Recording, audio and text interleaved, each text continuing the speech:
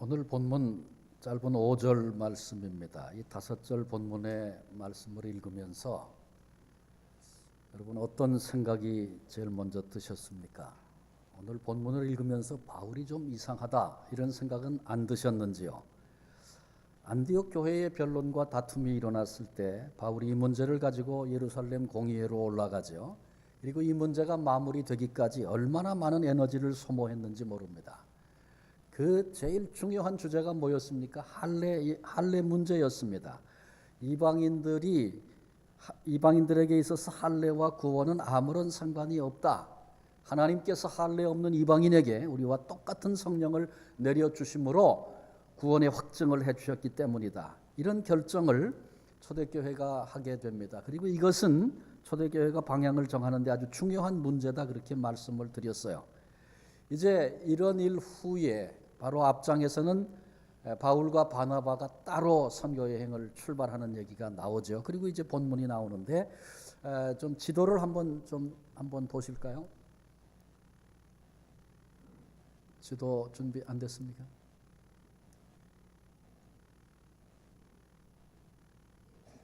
예. 처음에는 여기 이제 안디옥에서 선교행을 떠나게 되죠. 그런데 구브로라고 하는 섬으로 처음에 1차 선교행을 떠났고 그 다음에 이 지역으로 올라가서 비시디아, 안디옥, 이고니온 이렇게까지 갔었습니다.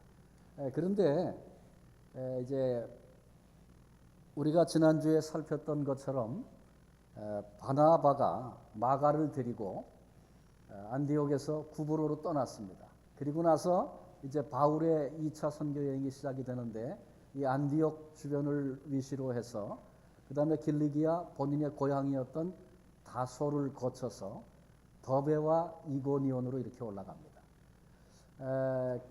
그러니까 북쪽과 서쪽으로 이렇게 가면서 1차 선교 여행 제일 마지막 부분을 거꾸로 이제 바울 일행은 거꾸로 이렇게 올라가게 되는 거죠. 그리고 계속 이제 이렇게 전진을 해 나가게 될 텐데 더베와 루스드라에 이르러서 바울이 거기서 디모데라는 사람을 만납니다.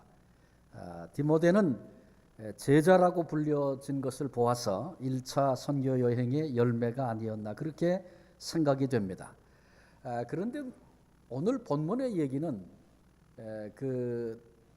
바로 여기를 이고니온을 떠나기 전에 바울이 디모데를 데려다가 할례를 행하는 이야기가 나옵니다. 할례 문제 때문에 얼마나 큰 홍역을 치렀습니까? 그런데 왜 바울이 디모데를 데려다가 할례를 행한 것일까요?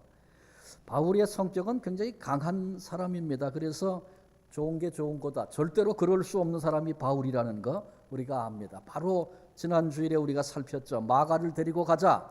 바나바가 제안하죠. 젊은이 실수했다. 그렇지만 기회를 한 번 더 줘야지. 이런 취지에서 제안을 하는데 이런 지하에 자신에게 은혜를 베풀었던 바나바의 이 제안을 거절합니다. 그건 오직 하나입니다. 선교에 손해를 끼칠 수 있는 가능성은 요만큼도 용납할 수 없다는 바울의 아주 강함이 거기 드러나 있습니다. 그래서 타협을 모르고 마침내 두 사람이 갈라서서 선교 여행을 따로 갈 정도가 됐습니다.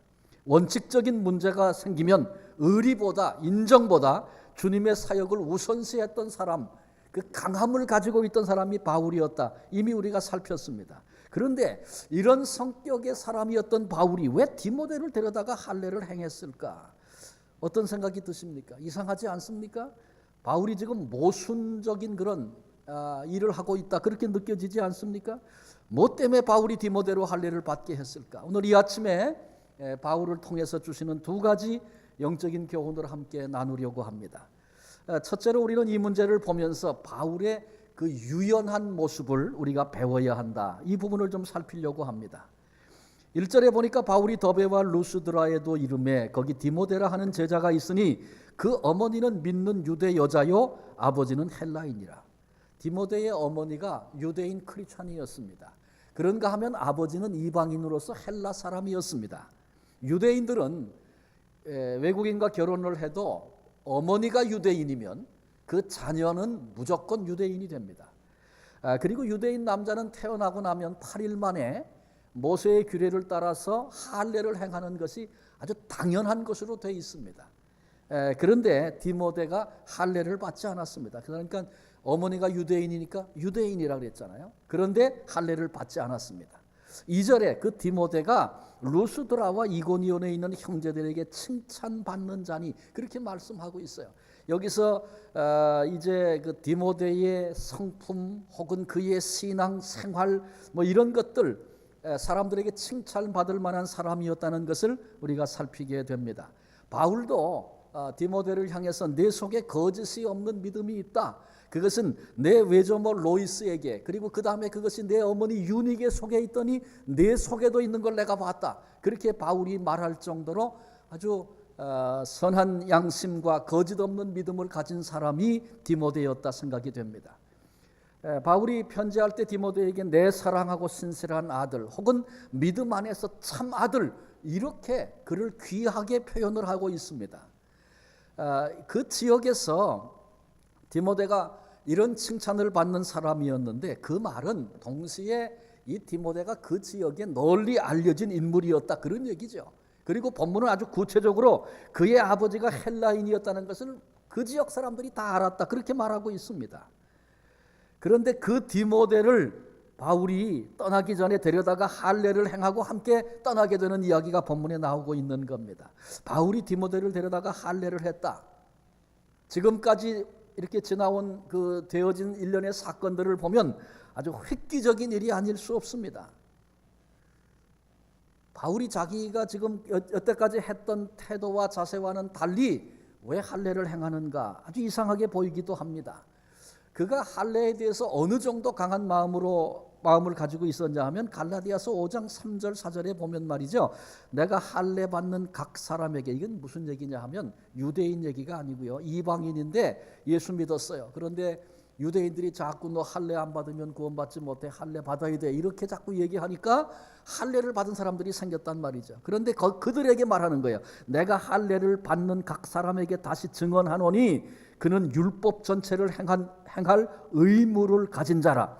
율법 안에서 의롭다함을 얻으려 하는 너희는 그리스도에게서 끊어지고 은혜에서 떨어진 자로다.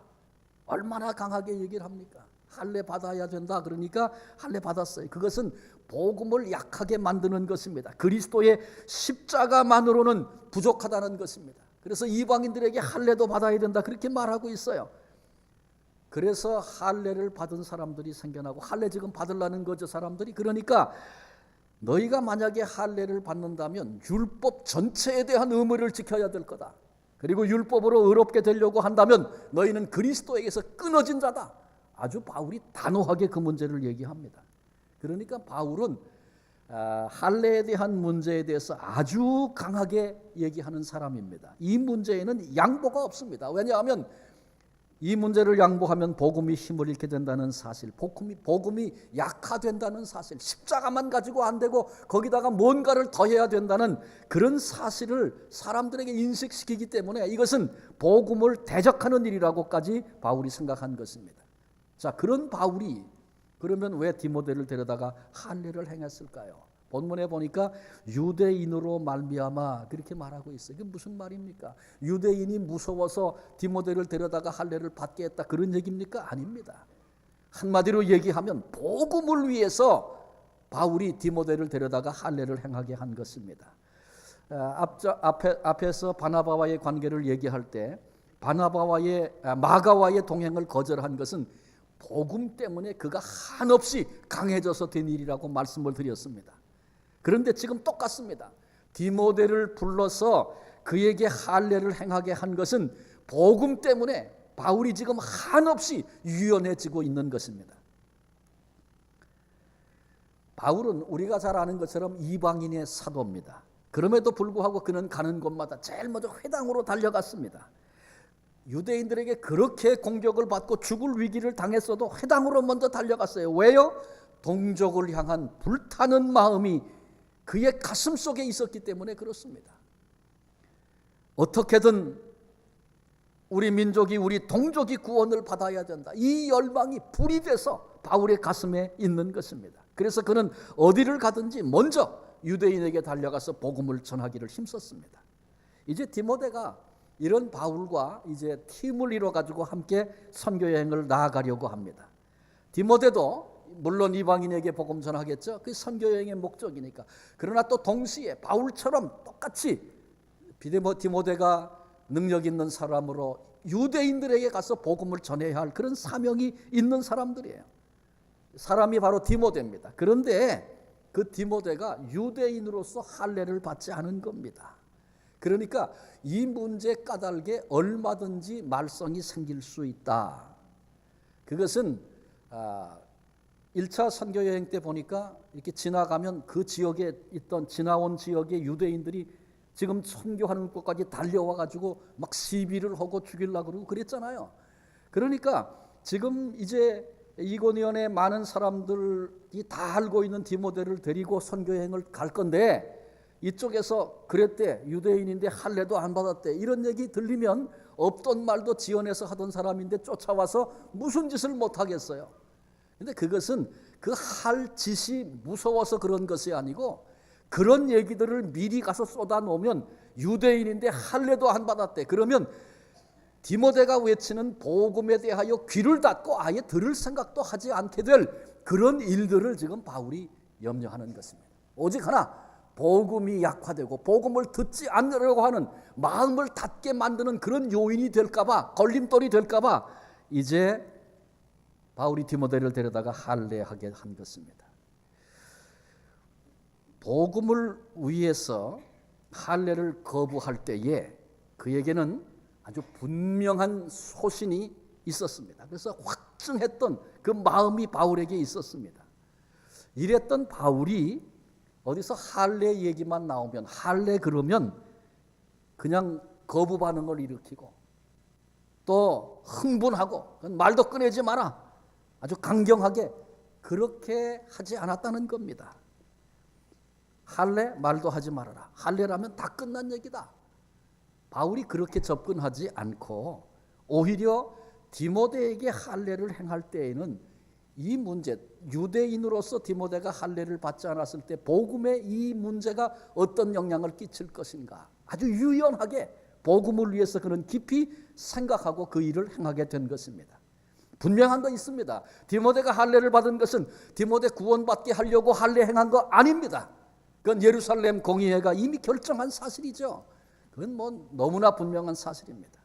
디모데가 할례를 받은 것은 구원받을 수 있느냐 없느냐 그런 문제가 아니고 일꾼으로서, 사역자로서 적합한가 그런 문제입니다. 이것이 유대인에게 복음을 증거하는 일에 걸림돌이 될까, 그것을 지금 제거하고 있는 것입니다.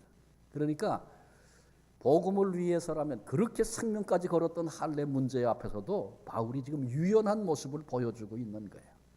고린도전서 9장 19절 이하에 보면 바울이 아주 긴 얘기를 하고 있는데, 내가 모든 사람에게서 자유로운 자지만 스스로 종이 된 것은 더 많은 사람을 얻기 위함이다.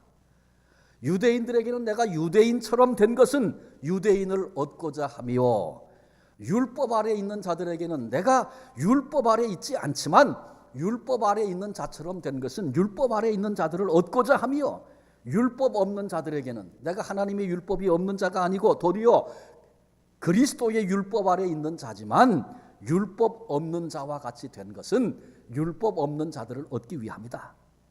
약한 자들에게 내가 한없이 약한 자와 같이 된 것은 약한 자들을 얻고자 함이라. 그러면서 바울이 내가 이런 여러 가지 모습을 지닌 것은 뭐 변장에 아주 유능한 사람처럼 율법이 있는 자, 율법이 없는 자, 뭐 자유한 자, 종, 다양한 모습, 약한 자, 아주 다양한 모습으로 내가 존재하고 그렇게 사는 것은 아무쪼록 몇 사람이라도 더 구원하고자 합니다. 그들과 같은 모습이 되어져서 그들을 구원해 내려고 하는 그런 마음 때문에 내가 자유한 자에게도 속할 수 있고 종들이 될 수도 있고 율법 있는 자가 되기도 하고 없는 자가 되기도 하고 그렇다는 것입니다. 그러니까 복음을 위해서 바울은 어떤 모습도 지닐 수 있다고 하는 유연성을 가진 사람이 바로 바울이었음을 우리가 성경을 통해서 봅니다. 15장 후반부 바울과 바나바가 갈랐을 때의 모습을 보니까 아주 강한 모습이었어요. 바울이 왜 그렇게 강했다고요? 오직 복음 때문에. 그런데 오늘 우리가 읽었던 16장에 바울은 한없이 유연한, 어쩌면 약해 보이는 그런 모습을 보이고 있어요. 왜요? 오로지 복음 때문에 바울이 그걸 선택한 겁니다. 그러니 바울은 복음만 전할 수 있다면, 영혼만 구할 수 있다면 무엇이든지 할 수 있는 사람이라고 스스로 고백하고 있는 것입니다. 바울은 복음을 위하여 자기 의견을 다 죽일 수 있는 그 사람이 참된 제자라는 것을 우리에게 보여주고 있습니다. 그런데 자기 의견이 너무 강해서, 자기 주장이 너무 강해서 내 뜻대로 해야만 직성이 풀리는 사람이라면 아직 예수님의 제자가 못된 겁니다. 그런데 오늘날 자기 주장하느라고 정신이 없어서 복음이 웃음거리가 된다 할지라도 아무런 상관이 없는 그리스도인들이, 그리고 지도자들이 이 땅에 얼마나 많은지 모릅니다. 참된 주님의 제자라고 말할 수 없습니다. 참된 그리스도인이라고 결코 말할 수 없는 것입니다. 우리도 바울처럼 오직 복음을 위해서라면 내 생각도 내 의견도 내려놓고 살 수 있어야 합니다. 바울의 그 유연함을 우리도 배워야 합니다.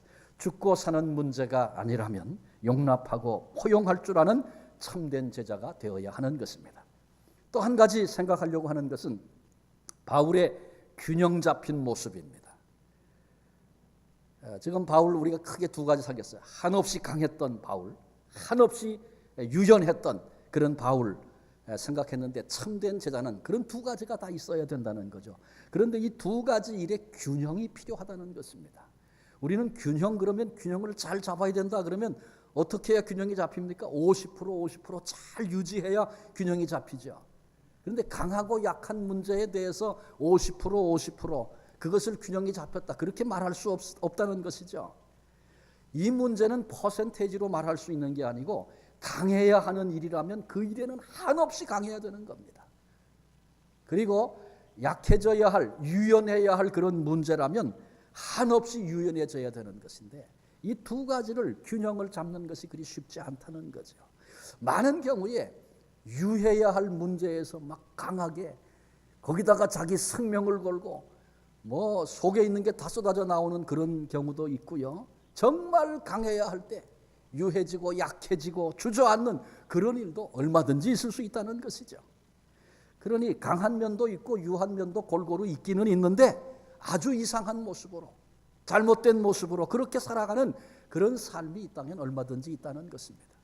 여러분, 이 얘기를 우리가 마음으로 잘 생각하며 받았으면 좋겠어요. 왜냐하면 이 부분에 대해서 아무도 자유로울 자가 없기 때문에 그렇습니다. 내 모습을 우리가 각각 돌아다 봐야 합니다. 정말 내가 지금 강해야 할 문제에 강하고 있는가? 강할 문제가 아닌데 막 속에 분노와 혈기까지 다 나와서 아주 강한 자로 거기 서는 그런 일들이 얼마든지 있고, 그 일에 나는 자유하다, 예외일 사람이 없다는 거죠. 어떤 경우에는 정말 유한 가슴으로 품어내야 할 텐데 그때 강하고요, 정말 강해야 할 때는 주저앉아 포기하는 그런 일들이 저와 여러분 우리 속에 얼마든지 있다, 그런 얘기입니다. 그러니까 그것을 전제해놓고 우리가 이 말씀을 같이 나누면 좋겠습니다. 주님의 일을 한다고 말은 합니다. 그러나 자기 의견이 강합니다. 자기 주장이 강합니다.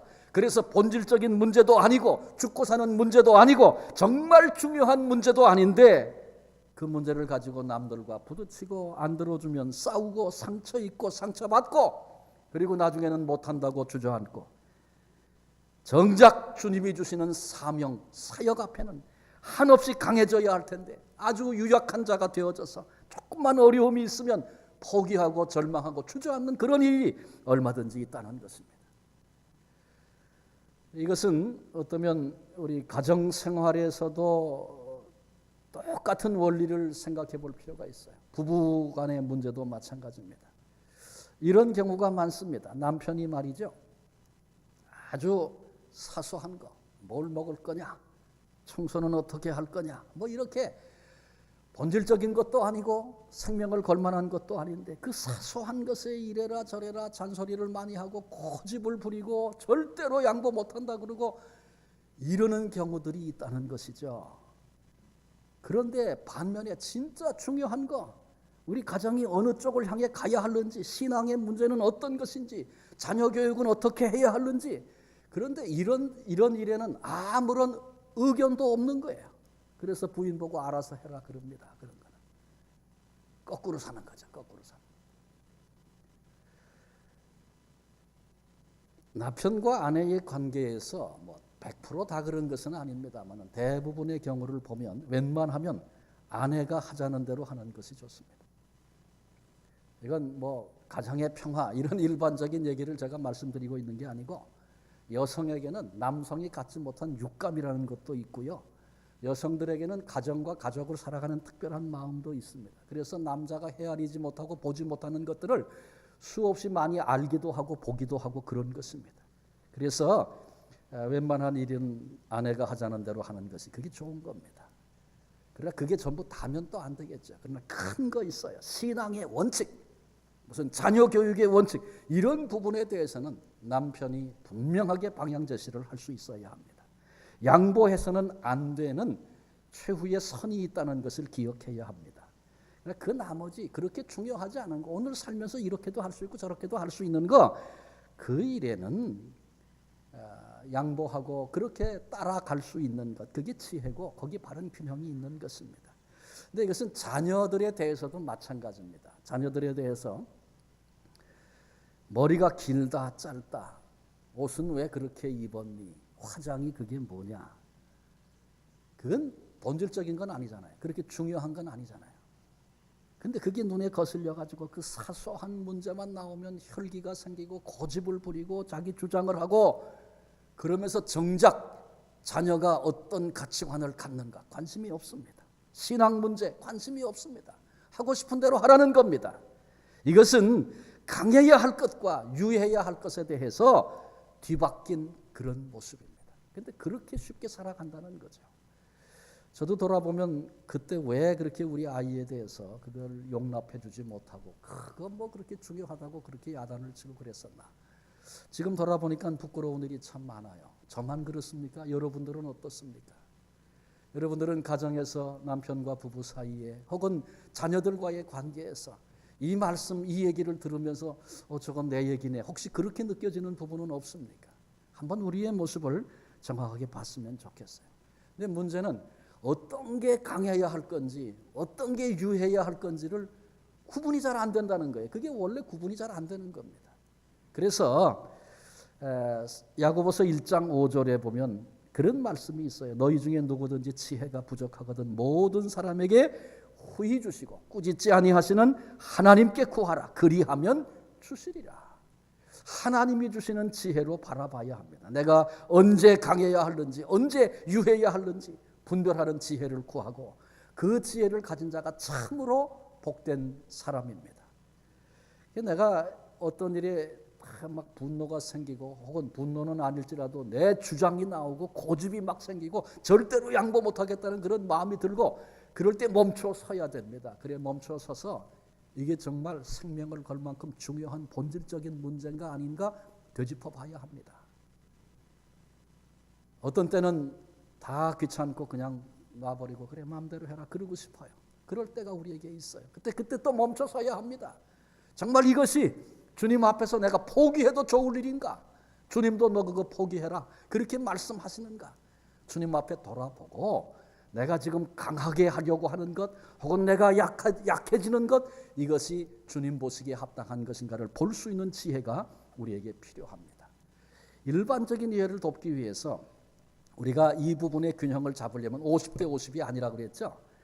근데 이렇게 생각하면 좋을 것 같아요. 5% 강하게, 95% 유하게. 근데 95% 유하게 그렇게 말씀을 드렸지만 아예 나는 100% 유하게 살겠다. 그렇게 작정하시는 게 좋습니다. 왜냐하면 그래도 잘 안 되기 때문에 그렇습니다. 그래서 모든 관계에서 충돌이 생기면 내가 유해지겠다. 100% 유해지리라. 그렇게 작정을 하고 나가는 것, 그런 원칙을 삼는 것이 좋습니다.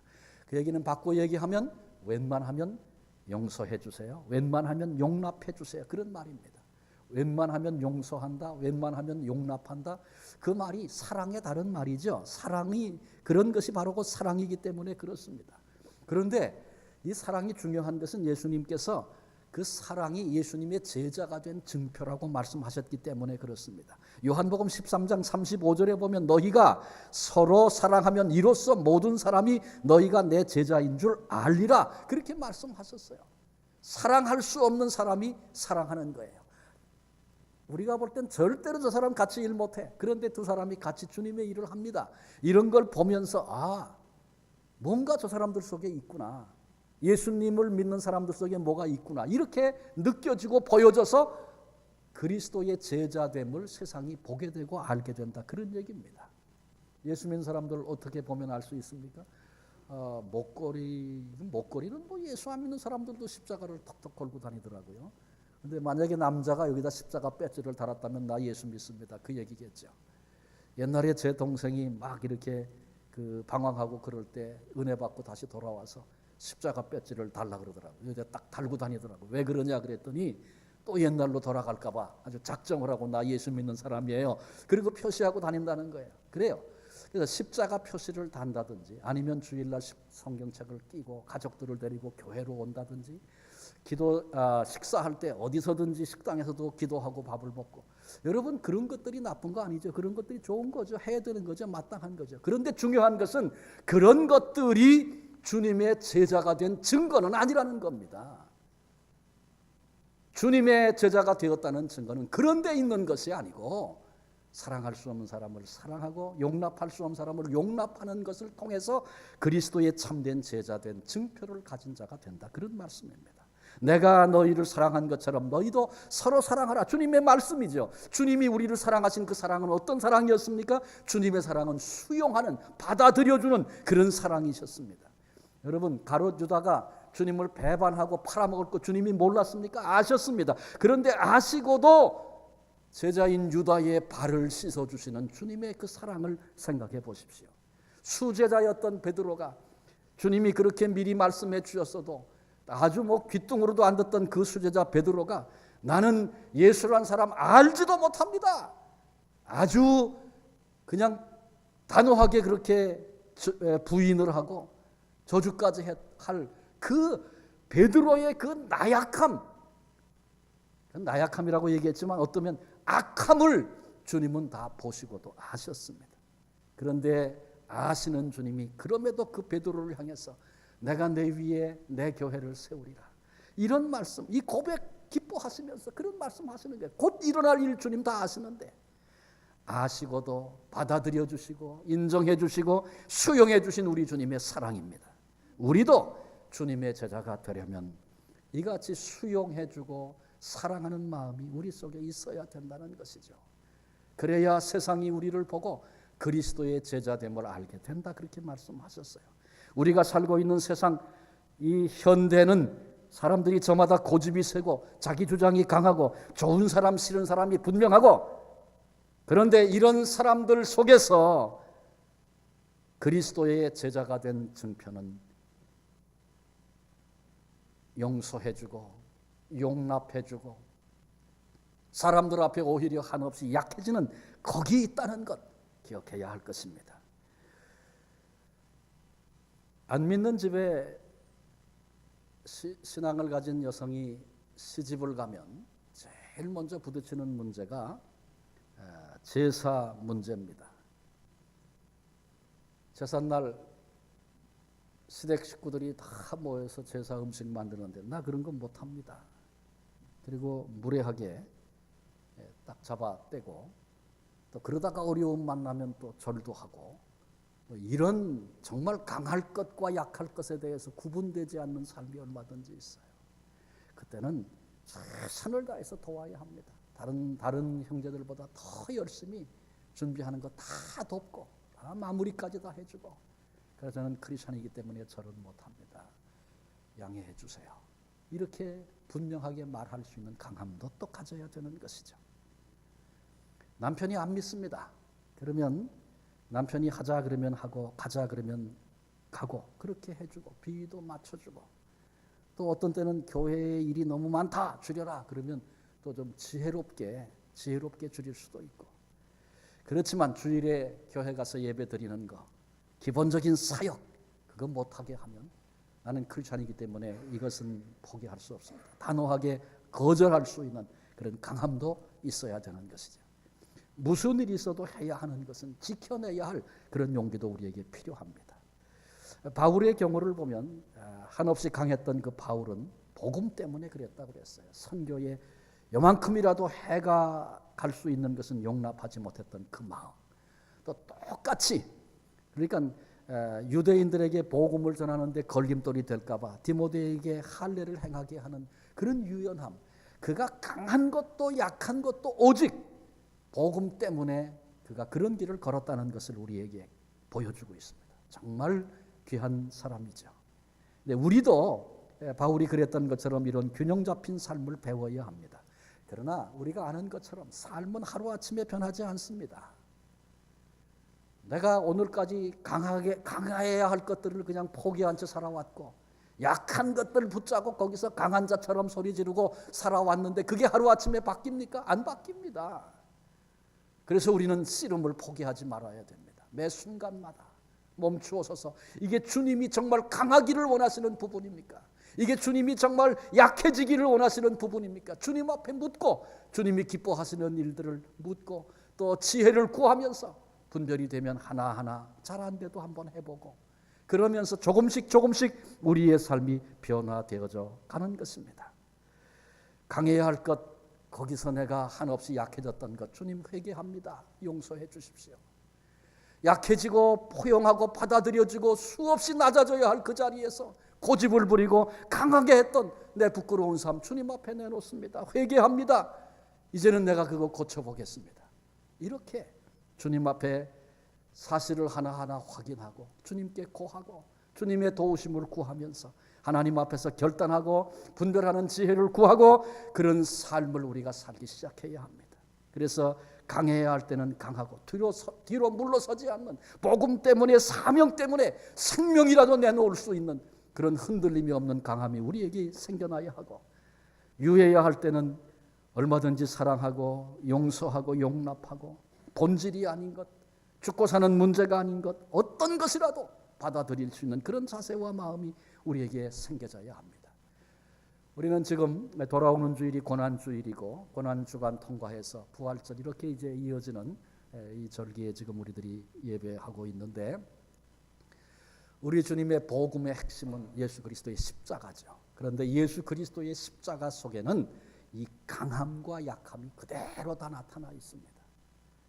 예수님이 십자가를 지시는 것 사람들이 그거 조롱하고 비웃었죠. 심지어는 베드로도 그런 일 없습니다. 그래서는 안 됩니다. 근데 예수님을 위해서 한 말이지만 주님은 그런 게 전혀 의미가 없는 것이고 내가 하나님의 일은 생각하지 않고 사람의 일을 생각하는도다. 주님을 위해서 안타까워서 했던 말도 주님은 그렇게 거절하시고 하나님이 주신 그 사명 앞에는 당신의 생명을 내놓고 죽음의 십자가의 길을 걸어가는 것을 강하게 조금 더 흔들림이 없이 주님 그 길을 걸어가셨습니다. 이 십자가에는 강함이 있습니다. 그런가 하면 주님을 비웃고 조롱하던 수많은 사람들이 있었죠. 이 십자가 자체가 아주 연약한 자의 모습을 보여주고 있잖아요. 그런데 주님은 거기서도 그 조롱하고 비웃는 사람들을 보면서 아버지 저들이 무슨 일을 하는지 몰라서 그렇습니다. 저들을 사하여 주옵소서. 저들의 죄를 용서해 주옵소서. 주님이 그같이 십자가 위에서 기도하셨어요. 자기를 못 받고 조롱하고 비웃는 무리들 그들까지도 용납하고 품으시면서 기도는 그렇게 했지만 주님 마음에는 용서가 안 돼서 이런 나쁜 놈들 속으로 그러셨나요? 아니에요. 주님이 그들을 불쌍히 여기시는 마음 그들을 이미 벌써 용서해 주시고 아버지 저들이 몰라서 그렇습니다. 알았다면 이런 짓을 하겠습니까? 용서해 주세요. 오히려 그들을 위해서 십자가에 죽으시고 그들을 위하여 피 흘리시는 우리 주님의 한없는 약함을 십자가 위에서 보게 되는 것입니다. 저와 여러분 우리 모두는 이 십자가를 아는 주님의 참 제자가 되어야 합니다. 내가 주님의 제자입니다. 이렇게 내가 소리치고 외치는 건 의미가 없습니다. 내가 십자가를 아는 주님의 참된 제자임을 세상이 우리를 통해서 보게 해야 합니다. 그것은 용납 안 되고 함께 할 수 없는 사람들이 손을 잡고 서로 사랑하고 서로 용납하고 함께 주님이 맡기신 길을, 그 사명을 감당하며 함께 걸어가는 그 모습 속에서 세상이 너희가 내 제자임을 보겠다. 그게 증표다. 주님 그렇게 말씀해 주셨잖아요. 이제 우리의 남은 생에 저도 이 말씀을 전하면서 제 속에 강해야 할 때 무너졌던 내 모습들, 또 한없이 낮아지고 약해지고 품어야 할 그때 고집을 부리고 소리를 지르고 부끄러운 모습을 보였던 제 모습을 또 돌아다보면서 아무도 이 말씀 앞에 자유할 자가 없는데 오 주님, 나를 긍휼히 여기시고 우리를 긍휼히 여기시고 이 세상 속에 주님 걸어가신 그 길, 그 십자가 아는 자로 하나님 나로 그렇게 살게 해주시고 생명까지 내걸어야 할 강함의 때가 언제인지 하나님 주저앉아 다 포기하고 내놓아도 거기 기쁨으로 앉을 수 있는 그런 유연해야 할 때, 약해져야 할 때가 언제인지 하나님 나로 구별하게 해주십시오. 이 소원을 가지고 남은 생에 주님 앞에서 아름다운 흔적을 남기며 그렇게 승리로 살아갈 수 있는 우리 모두가 되시기를 주님의 이름으로 축원합니다. 기도하시겠습니다. 주님께서 아버지 맡기신 그 사명 앞에 사람들이 때로는 편을 들어주기도 하고 때로는 비웃고 조롱하기도 하는 모든 상황을 뛰어넘어서 묵묵히 흔들림 없이 강함으로 생명을 내주셨던 그 십자가의 길, 그 은혜를 우리에게 부어주신 것을 감사합니다. 그 십자가 위에서 한없이 약해지고 한없이 작아지고 한없이 낮아져서 조롱하고 침뱉는 무리까지도 몰라서 그렇다고 아버지 용서해달라고 주님은 벌써 이미 용서하시고 사랑하시고 품으시고 그 고통의 자리에서도 그리하셨던 그 사랑 앞에 저희들이 함께 있음을 고백합니다. 주님, 우리의 지난날 되돌아보니 정작 강해야 할 때는 주저앉았고 하나님 낮아지고 무너지는 가슴으로 품고 끌어안아야 할 때는 내 것이 살아있어서 고집하고 주장했던 부끄러움을 주님 앞에 내놓습니다. 주님, 우리의 죄악을 용서하시고 우리에게 정말 강해야 할 때와 약해져야 할 때를 분별하는 지혜를 주시고 성령의 은혜를 따라 바른 길을 걸어갈 수 있는 하나님의 사람들, 참 제자들 되게 해 주옵소서. 세상이 주님의 제자들을 보기 원하는데 주님의 제자된 모습을 보이지 못했던 우리의 죄악을 주님 앞에 내놓사오니 이제 우리의 삶의 자리에서 부끄럽지 않은 모습으로, 그러나 우리의 힘으로 되지 아니하니 날마다 주님을 의지하며 삶의 작은 부분 하나부터 고쳐나갈 수 있는 그런 은혜가 우리 가운데 있게 하시고, 그래서 우리의 생에 달려오고 나서 전적인 하나님의 은혜였습니다. 그때 주님이 강하게 담대하게 서게도 해주셨고 그때 주님이 다 내려놓고 주저앉을 수 있도록 그렇게도 해주셨나이다. 우리의 감사의 보고가 우리 생의 결론 속에 있도록 하나님 그렇게 우리를 선히 인도하시고 이끌어 주옵소서. 주님의 소원을 이루어 드리는 교회가 되게 하시고 성도가 되게 해 주옵소서. 우리를 위해서 기꺼이 고난의 길 걸어가신 예수님의 이름으로 감사하며 기도하옵나이다. 아멘.